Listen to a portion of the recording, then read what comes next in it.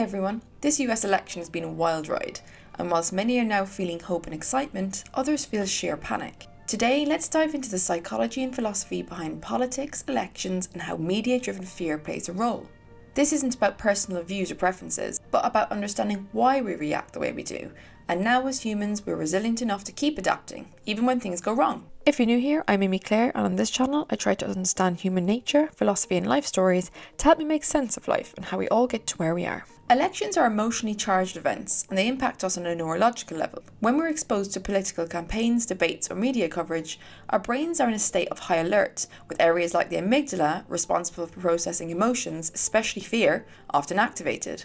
This emotional response can make us more reactive and less critical in our thinking, amplifying our attachment to certain narratives. Social media intensifies this because it's designed to trigger dopamine responses. Every like, comment, or trending topic can reinforce our biases, making it hard to see beyond the echo chambers we might end up in. Understanding this helps us recognize that our reactions aren't random.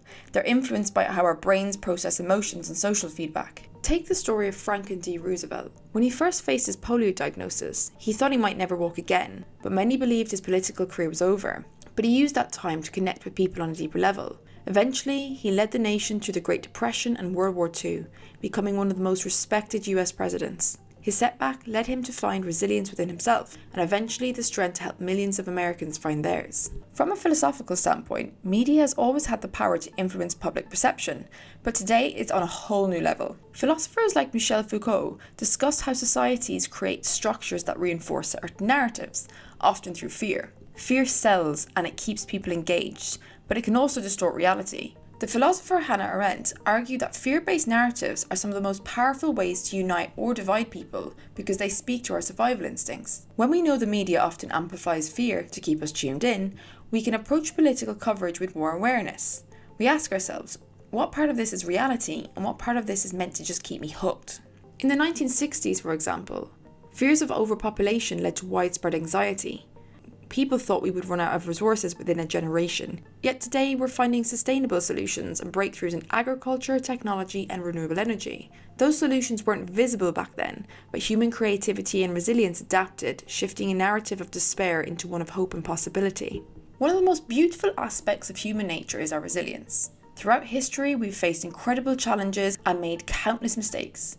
Yet we learn and adapt. In moments of political turmoil, or often when we feel the media is overwhelming us with fear, remembering our history can be grounding.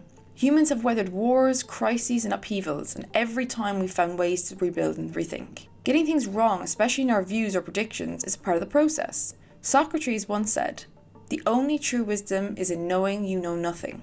Recognizing that we may not have all the answers, that we might have biases or that our beliefs could change is a humbling but powerful reminder of our capacity for growth. So where do we go from here? By building critical awareness of our biases and recognizing the neuropsychology behind the fear-based media, we can make more conscious choices. We can choose to seek out a variety of perspectives and remember that resilience doesn't mean never faltering.